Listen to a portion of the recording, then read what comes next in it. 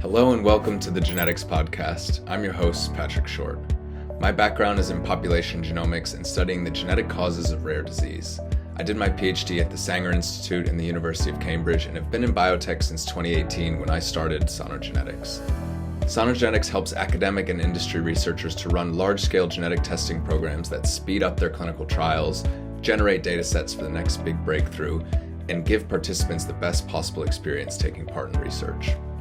Each episode of the Genetics Podcast, we bring you insights from the leading minds in genetics and precision medicine, including household names and Nobel Prize winners, as well as early career scientists and biotechs working on the next big breakthrough. Whether you are a scientist, entrepreneur, executive, patient advocate, or simply someone curious about how genetics shapes our world, you're in the right place.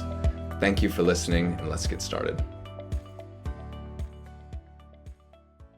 Welcome, everyone, to the Genetics Podcast. I'm very excited to be here today with Dr. Rachel Salzman, who's the Chief Executive Officer at Armatus Bio. They're a biotech company that's working on curative approaches to neuromuscular disorder. The lead program, I understand, is FSHD that we're going to talk about today. And they've got a really interesting approach that I'm excited to learn a little bit more about, which is Vectorized RNAi. So you've probably heard of RNAi, and there are a number of companies that have really pioneered this approach. We're going to be talking about combining that concept with gene therapy, where we've also spent a lot of time on this podcast. So Rachel, thank you so much for joining us. I'm really glad to be here. Thank you for inviting me. I'd love to start actually with Armatus. Maybe you could introduce the company, what you focus on, a little bit about the technology that I gave a very, very brief overview to there. Absolutely. I'd be happy to. Armatus Bio is a privately held biotech. We are based in Columbus, Ohio. Our science and technology is in license from Nationwide Children's Hospital, also based in Columbus, Ohio. The technology that we use is vectorized RNAi, and I'll double click on that in a minute. And we're targeting that technology in autosomal dominant diseases. And then double clicking on that, we're targeting that technology on autosomal dominant diseases of the neuromuscular system. Hence, you're calling out FSHD. And we have another lead program trailing a little bit behind FSHD and CMT1A. I'm happy to talk a little bit more about how our technology works if that let's do that. That'd be great. And I love the framework because then we can dive into some of those other branches of the tree after that. Terrific. So I'm sure that everybody is familiar with RNAi.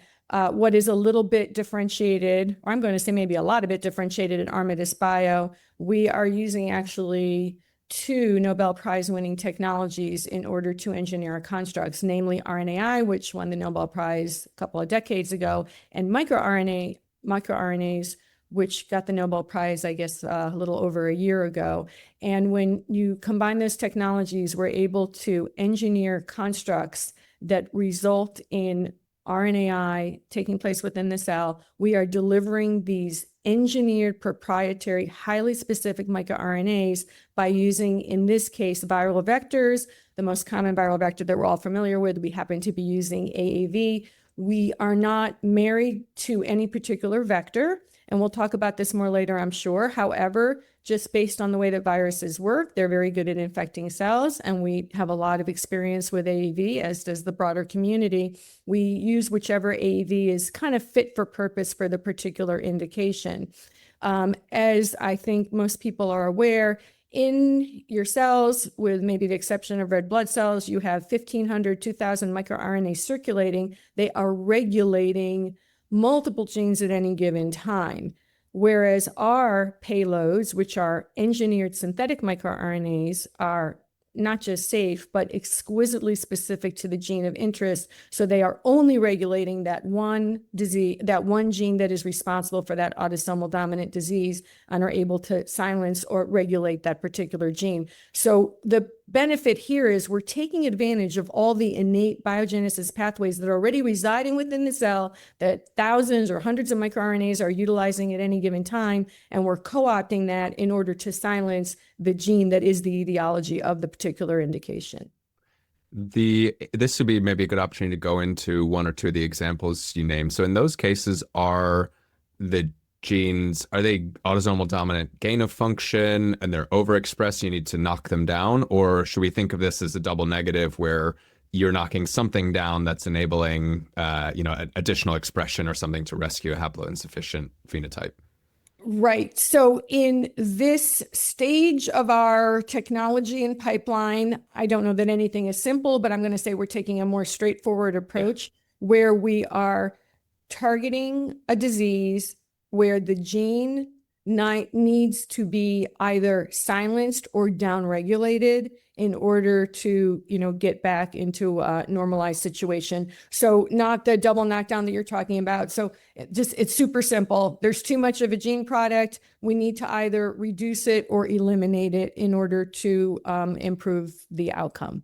Yeah. And how should we think about whether to go with this vectorized RNAi approach versus just I can't believe I'm calling it vanilla RNAi. It's an amazing technology, but how do you think about whether to do RNAi or to deliver it in a vector?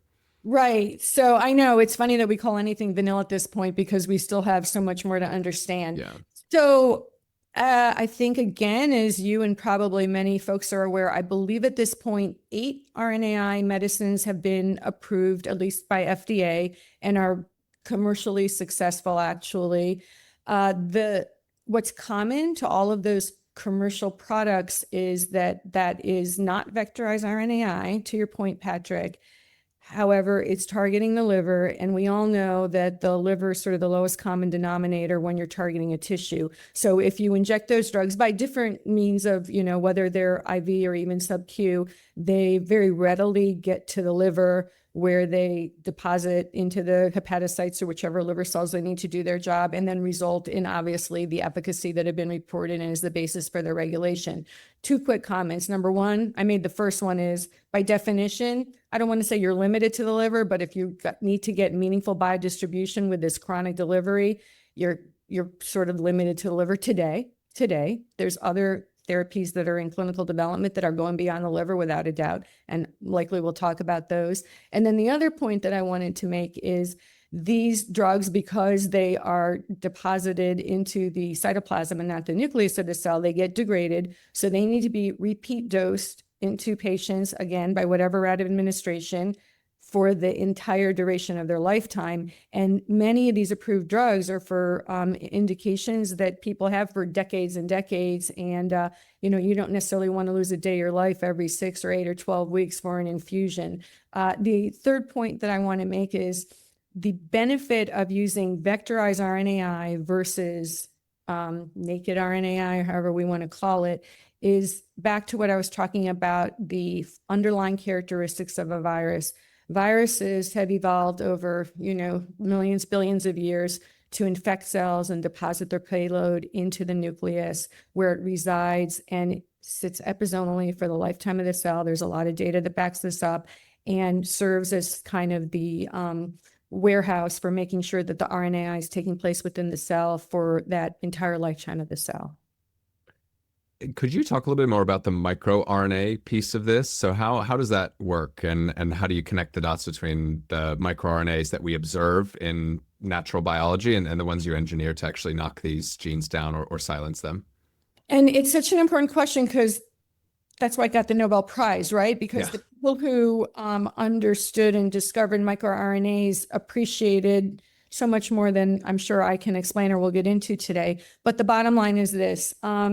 We know you have a bunch of genes, obviously the same code in almost all of your cells. And we know that at any given time, genes need to be dialed, they need to be regulated. So in nature, the microRNAs are the transcription factors that are in any given tissue, making sure that certain genes are being knocked down because you don't need them in muscle cell, or you might not need them in neurons, et cetera. However, like I think is very typical in nature, there's a tremendous amount of redundancy. So if I pick microRNA, 123, which exists in nature along with 1900 others, and I put it in a cell, it's going to end up impacting the regulation of multiple genes, and it's complicated. Whereas in our situation, we're co-opting that same cellular technology, but our microRNA, and this is what took so long for us to get to where we are, the sequence of that microRNA is only 22 nucleotides long in terms of what is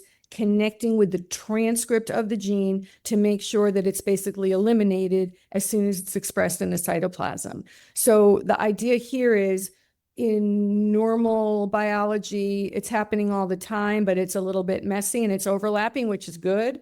But when you have a disease situation, you want to be highly specific. So the only thing that's really different in the whole story that I'm telling you that you're asking me about is our microRNAs are predicated on the same exact story that's what's happening in nature, but they're safe, obviously, and we have data to back all that up, and specific to only that gene of interest. That's what makes them so unique. And it's that very short sequence that is able to essentially eliminate and downregulate those transcripts so that that protein that is toxic does not get expressed, or less of it.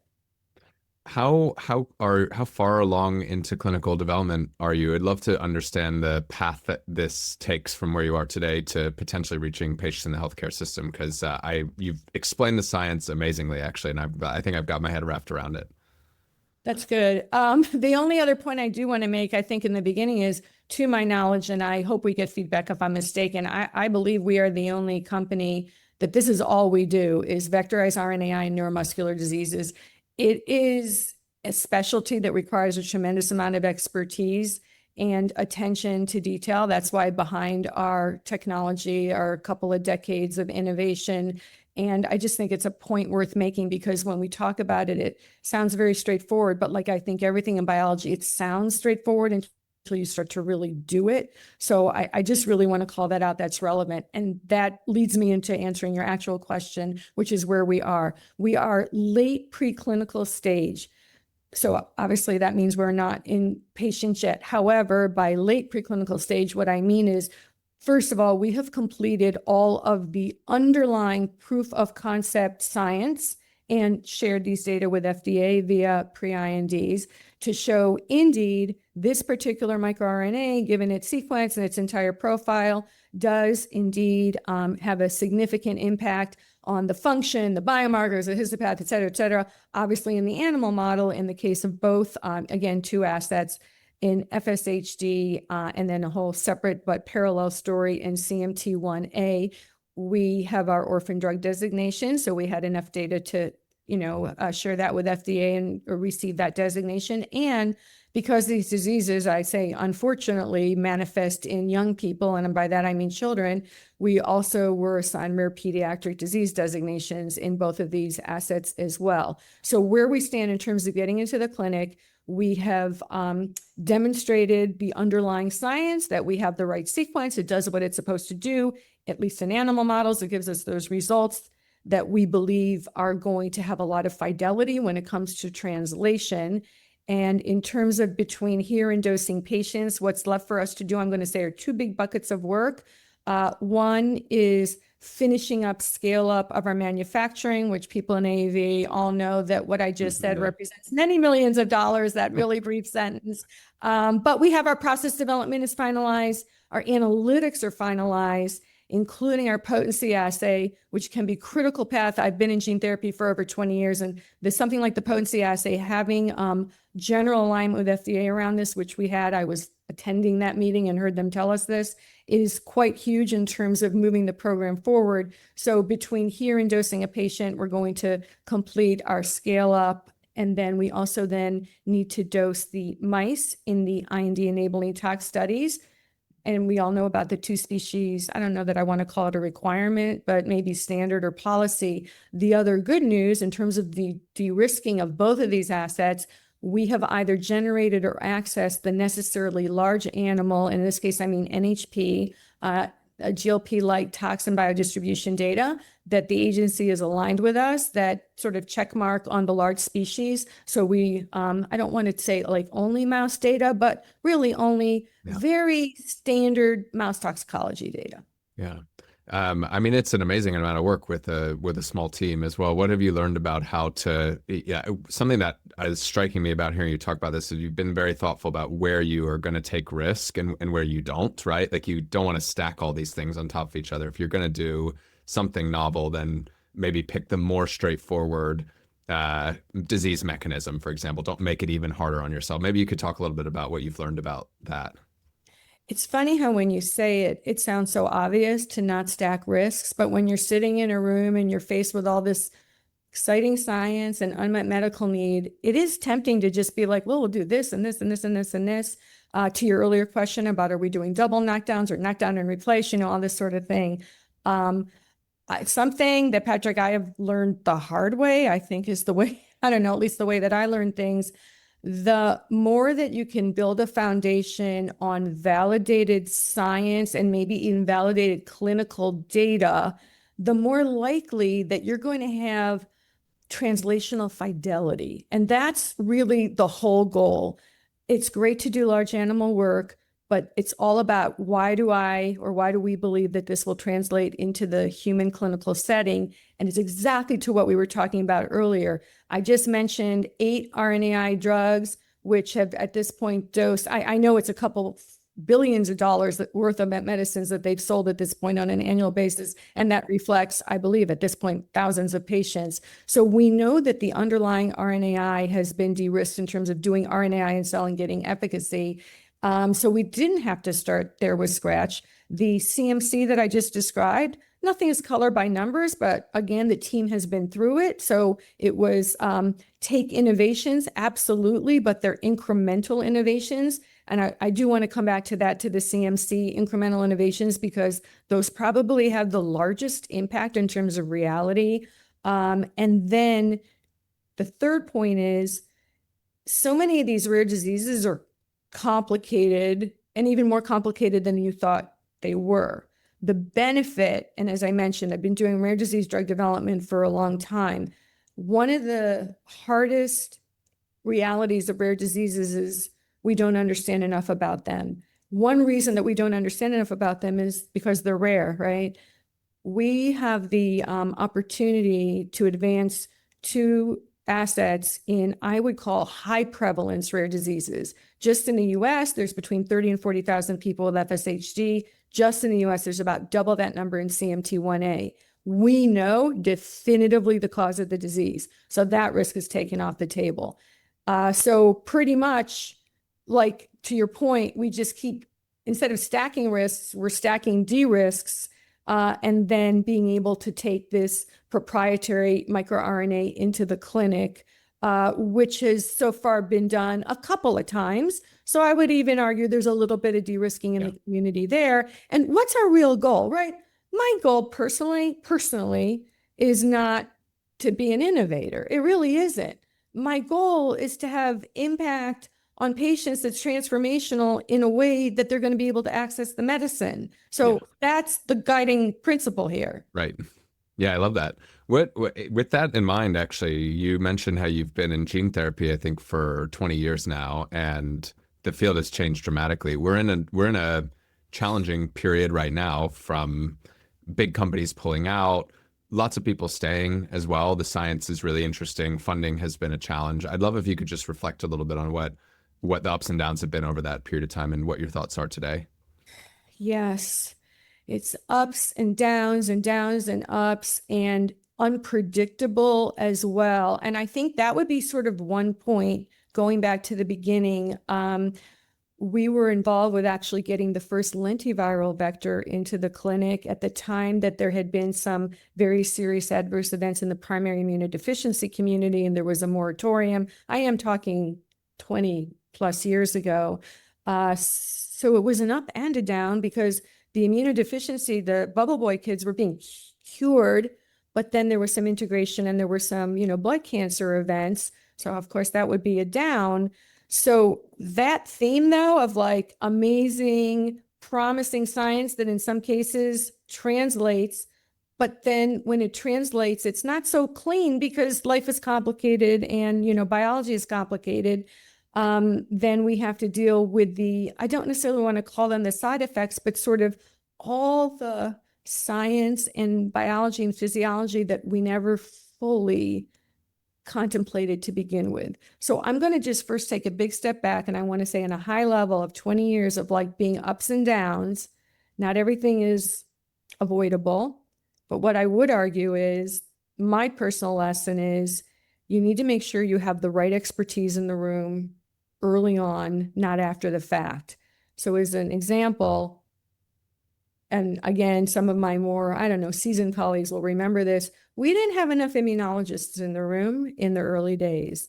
And as you know, and I think everyone knows, the basis of so many adverse events in gene therapy, not all, but a lot of them have to do with the immune system. So I would say that there's some underlying themes of the ups and downs, two underlying themes. We don't always have proactively the subject matter experts in the room early on in our discussions so that our other scientists can learn from them. Everybody wants to learn, but you can't hear input from someone who's not in the room. And I would say the other point is this is a fascinating technology, hands down, and it ends up attracting technologists, which is great. But a lot of technologists, even though perhaps they even had medical training, are not necessarily coming in as clinicians, and they're not necessarily disease matter experts.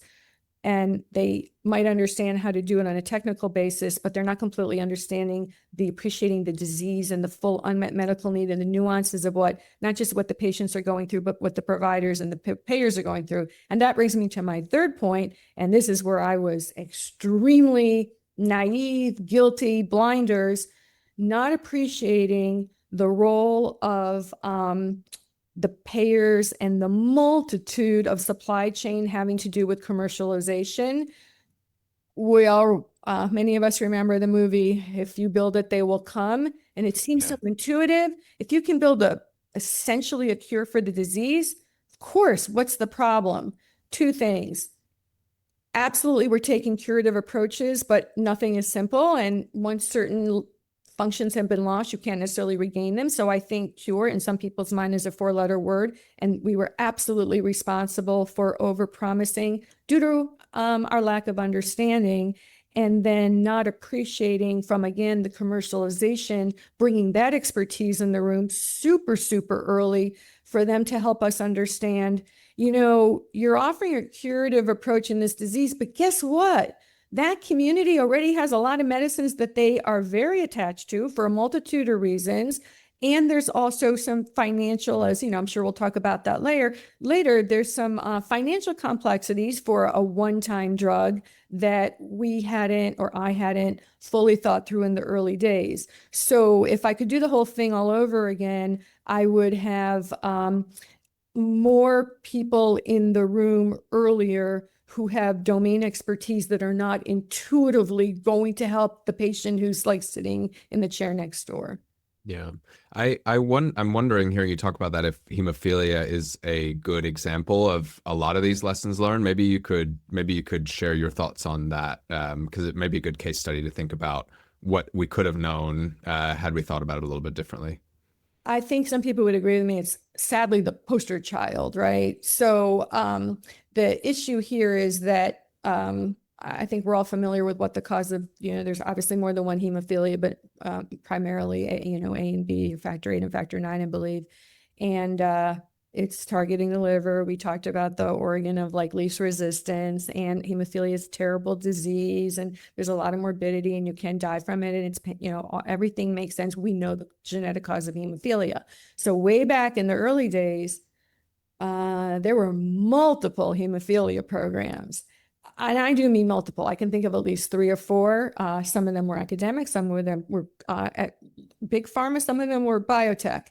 And the science made complete sense, but people were not appreciating two things. Number one, the history of the hemophilia community, which, again, culture intersects with science more than scientists maybe are thinking about it on a conscious level, because this was a community that got hit very hard during the AIDS epidemic because of transfusions that were given to them, where people died because they were giving contaminated blood. So that built a long, and we know this is an inherited disease, so it built a culture of distrust that absolutely played a role when bringing in a super innovative treatment like gene therapy. And then secondarily, there were already drugs on the market, even when we started with this 20 years ago. And then thirdly, if you just looked ahead, remarkable chronic therapeutics have been developed over the last 10, 15 years. I think a recent one was approved very recently. It was actually an RNAi, which is super interesting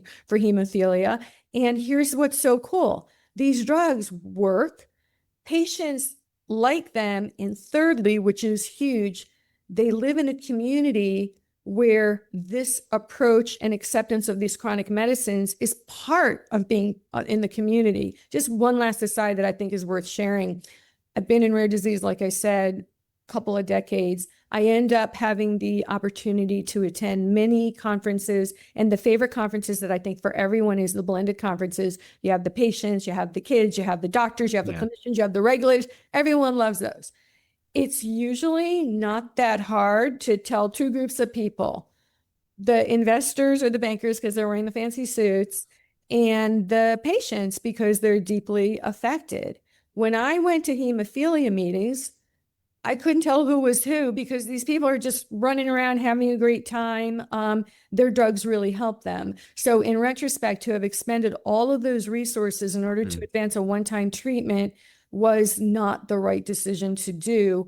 And per my earlier sort of analysis of all the people who should be in the room, I would argue either we didn't have enough people in the room or we were not listening to them or appreciating how truly innovative other technologies are. Are there any new mistakes that you're seeing?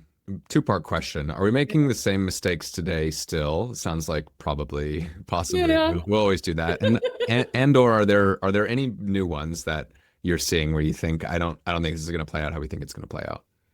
So I love that question and I'm going to steal it. Okay. Because I agree with you. There's absolutely some repetition of the old mistakes because of the reasons I just said. You still don't have everybody in the room. And part of it, like, our company is very small. We don't have everybody in there. We do the best that we can, obviously. So yes, the old mistakes are being repeated. I would think less so and more, they have to go through more filters. In terms of new mistakes, I think that to me, right now, what I'm thinking about a lot in terms of a new mistake is we're not appreciating enough how essential it is to deliver a truly pure product. And by that, I mean that virtually every particle of drug, and in this case, it's going to be an AAV construct, contains a therapeutic payload. At this point, a relatively too large percentage of a vial of an AAV drug, whether it's commercial or being in clinical development, is not pure enough. We talk about it a lot and not at all. Because what I just sold to you, people don't even appreciate how many impurities they're getting injected with. And of course, you can appreciate all of the side effects and why you'd want to have a pure product. So, and it's a bad look. And if patients really appreciated this, it's just not good. So I think one mistake is we're not being transparent enough about our product purity. And one way to do that is to come together more on a pre-competitive basis. If this is really the way that you plan on being successful by keeping secrets about product purity, that at the end of the day, that relates to patient accessibility and efficacy, that's not the way to win this, I don't think. And then the corollary to other, I'm going to say maybe new and old mistake, but it wouldn't be an old mistake because we didn't even know it was a mistake, is I think there's a real need for financial engineering innovation. And I don't come from a finance background, come from a veterinary background. However, we've all lived long enough to hear about derivatives and very complicated financial instruments and tools. And, my colleagues in business can speak much more to that. When you're talking about a treatment that's delivered once, going to give a durable effect that clearly has a huge value thematically, there's sticker shock and there needs to be ways to pay for it. And I know that as we are speaking, there are people graduating from quant school, business school, all those schools that if you gave them this problem, they could help do some serious financial innovation. And that is the new expert that I want in the room, are financial innovators, because this is a unique question. Yeah, interesting. I agree with that. We had a really interesting episode with a couple members of the Bridge Bio team that has an example of this, of thinking really analytically and creatively about how you actually build a portfolio that isn't just about peak sales, right? It's about thinking a little bit more of a sophisticated financial mindset, right? Of how do you, not every drug needs to be a blockbuster. If you can do it faster, if you can de-risk it in some way, then you can build a portfolio that isn't just I've got 20 and one or two of them need to hit, but if four or five of them hit, but I can do so more predictably, then actually that's a better performing portfolio with less risk potentially. I so agree. And if you take that and you can put it on a piece of paper that it actually makes sense, it can get traction, and then you can, grow your assets or your programs from there. I'm really encouraged to hear that you're beginning to have these conversations. Yeah, I also want to come back to the point about the purity because I've always been really surprised. Like you see these presentations and the capsids are 20% full, 25% full. Maybe you can talk a little bit about why that is and why that's so hard. Is it a manufacturing and capsid design? Like where is the pre-competitive opportunity here? So first of all, I agree with your first comment. It's a little bit shocking how much product is not pure. And I would say, in my point of view, it's even more shocking how much it's not talked about until you do a little bit of a detective conversation with people, because, it's nothing that anybody is proud of, but Yeah. all the more reason to talk about it. So think about what we're trying to do here at a high level. You're trying to end up with a drug that has a viral sequence, the right sequence exactly of your payload, and then a bunch of regulatory elements, your enhancers and promoters. So if you just kind of map out the sequence of what a full, completely active drug is, it's not so simple. And unfortunately, unlike small molecules or even monoclonal antibodies, you don't get to start with a map and then just manufacture it, like a factory. It has to be done a little bit magic, biology magic, where you have multiple plasmids, right? This plasmid makes this plasmid makes that. You mush them all together. They start to recombine, and a certain percentage of them give you exactly a certain amount of fulls, certain amount of empties. And then the real problem is those guys in the middle that are partials. I am not a chief technology officer, but I learned so much from all my CTOs and what they try to explain to me when I'm like, just get rid of the partials. No, number one, the series of events I just described to you is quite costly, just factually. And then you don't want to throw at anything that can be effective. And there are some partials, again, not surprisingly, that are effective in the therapeutic particles. How do you know which are which? It's really not that easy. So the gap here is trying to improve this magical recombination that needs to happen over at the CDMO. And then the next magical step is when you purify, and it's not fair for me to call it magical, but it's just, I'm waiting for people smarter than me to answer, which they are doing, absolutely, is to make sure that I know what's full, I know what's empty, and I need to make sure I'm grabbing the partials. But totally to your point, Patrick, there are ways to improve your percentage of fulls up front. I've gone to multiple of these, biomanufacturing meetings. Everybody talks about it. There is a lot of sharing, but I'll tell you where I think the pre-competitive sharing opportunity is. When things don't go well and you're not getting the yields that you want, you're generating a tremendous amount of data.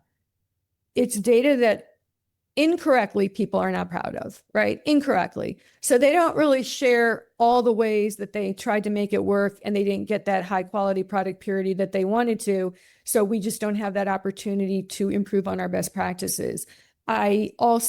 And here's the other point, FDA has access to all of this. And here's just a little interesting point.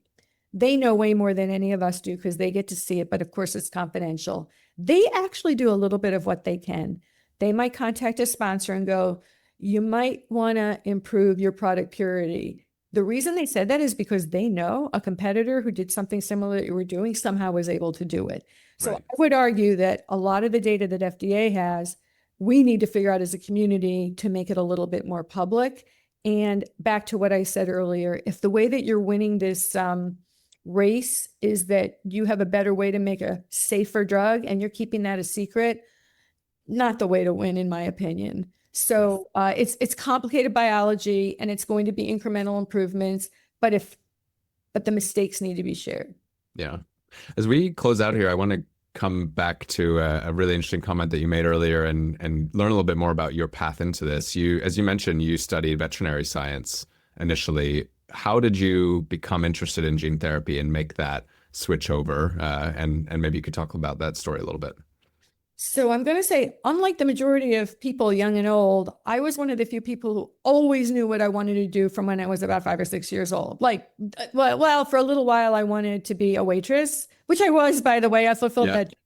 that. But then by time 5 or 6 years old, I knew I wanted to be a vet and I wanted to be a large animal veterinarian. So that was what my career focus was. Very, very demanding, got through vet school and was in practice for a number of years, actually working on large animals. And, I had fulfilled what I had wanted to do. And then, unfortunately, my own family turned out was living with a genetic disease, a monogenic inherited disease. And in those complicated ways or mysterious ways that genetics work, it was there, but we didn't see it until it happened to be X-linked. So it more manifests in boys than in girls. So suddenly we were starting to experience some very serious illness in some of the children in my family. I come from a relatively large family. There's 4 siblings. And I come from also a pharma family where I'm fortunate, where I have a sister who's very experienced in the industry. And we were advised this is a 1 gene disease. This is, again, over 20 years ago. It's a really serious disease. And if you want to get serious about treating the serious disease, you better think about gene therapy because all this other stuff is not going to really make a difference. So we started a family foundation and I was the chief scientific officer and just used all of my scientific knowledge in order to really be able to focus on learning more about this science. And then what started to evolve over the next, 5 to 8 to 10 years was the amount that I was able to learn and start to have impact on, again, within the family foundation setting and connecting with key opinion leaders and, being very welcomed into the community was so, interesting, exciting. And not that I didn't feel that what I was doing was important, but this was personal, obviously. And slowly my career changed into something that I had honestly, never crossed my mind for the first, 25 years of my life. And that was Stop ALD Foundation, is that right? Could you talk a little bit more about what you did there? Because it sounds like you obviously learned a huge amount about the industry, but I think you also had a really big impact on drug development there. That was really important because to the point when I said we were told we needed to replace that gene, this was a gene that at that point, it was believed the best way to do it in the most serious form of the disease, which was affecting my family members, was to use the ex vivo approach in other words, take out the stem cells, transduce them outside the body and put them back in, as we see is the case with even the CAR T cells work that way. But in this case, it's hematopoietic stem cells. And at that time, again, the early 2000s, they had done this a little bit with retrovirus, but they tended to integrate and they could turn on oncogenes. People even knew that. So they said, so we went to bring those experts in the room, which at that case, a lot of them were in France. They were super welcoming, sat with them. And one of the main investigators said, we need to use a vector called lentivirus, but people are really not comfortable with it because it's from family of HIV. It basically is HIV virus. And obviously we're not infecting people with HIV, but it's easier said than done when people don't understand that. And at that point, that vector, the lentiviral vector, was really the ideal way to introduce a new gene into a stem cell most effectively, okay? Because you really need to change a lot of cells. And he said, this is a challenge because at this point, there's only one company that makes even GMP grade vector that would be acceptable to FDA. I think you can tell already we're the sort of family that's like, well, how hard can anything be really? And it turns out it's really not that hard as long as you just keep at it. And the bottom line was at the end of the day, through doing what we've been talking about earlier, bringing in a biotech, bringing in the regulators who were amazing, bringing in the technologists and bringing in the disease experts and bringing in the disease called adrenoleukodystrophy, ALD, bringing in other adrenoleukodystrophy advocacy groups and foundations, we were able to actually make sure that boys with ALD, and this was in Europe because we were dealing with other adverse events in the US, so there was a moratorium in the US, that boys in Europe who had cerebral ALD were treated with lentiviral transduced stem cells. This was the first time, as I like to say, on planet Earth that lentiviral vector was used in stem cells in people who didn't already have HIV or AIDS. Wow, amazing. And you transitioned from there into your first biotech CEO job, right? And the rest is history, leading us to today. Yeah, and what was interesting is I told you the most serious form of that disease needed the lentiviral ex vivo, but the more chronic form of that disease would actually benefit from an AAV gene replacement. And the last comment I want to make is, okay, so like phase one, transduce a stem cell outside the body, complicated, but it sort of makes sense. Then the next one is actually deliver the gene that's missing directly into the body. But here we are at Armatus. I would consider this the next place you really want to be with this type of precision medicine. We're not delivering any genes. We are delivering non-expressing payloads that are not immunogenic and that are regulating genes that are already there and using some machinery that's already there. So I see this very much as in retrospect, believe me, not planned, but in retrospect, a logical evolution of technology to meet unmet need most effectively and most safely. And sometimes when I talk to people and explain to them, we are using AAV to deliver a payload, but I say it's not your grandma's gene therapy, not gene replacement therapy. We're delivering microRNAs that are regulating genes that are already there. Yeah. As we close out here, based on hearing you talk about this, it seems like if you're able to make this work, you can treat hundreds of diseases. Maybe you can paint that vision and opportunity for the future if this goes right. Absolutely. And that's entirely the strategy here. So there are hundreds of autosomal dominant diseases, and will not surprise you that the vast majority of them do not have any types of therapies that are either approved or effective. And then interestingly, approximately half of those several hundred autosomal dominant diseases are in the neuro and the neuromuscular space. So number one, there's a whole, series of autosomal dominant monogenetic diseases in I want to say in the space we're familiar with in terms of outcome measures, clinical development, regulatory strategy, that we can go from here. There's other CMTs that are autosomal dominant, probably dozens actually. And by the time this call is over, there'll be one more. But at this point, it's 100 genes and most CMTs are autosomal dominant. However, there's another really interesting point here. We were saying it's agnostic, the technology. It can silence any gene.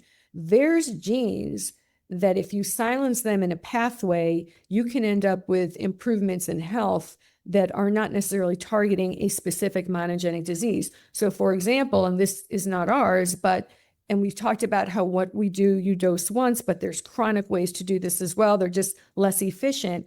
There are apparently genes, even in the obesity pathway, that if you silence them, can result in some of the effects that you get from the GLP-1s, et cetera. So in terms of where we're going right now, we're very much focused on autosomal dominant neuromuscular, but we are certainly actively having and seeking to have conversations with partners who are not into neuromuscular, but care about silencing other genes that can have huge impacts if they're quieted in the pathway of whatever you're trying to accomplish.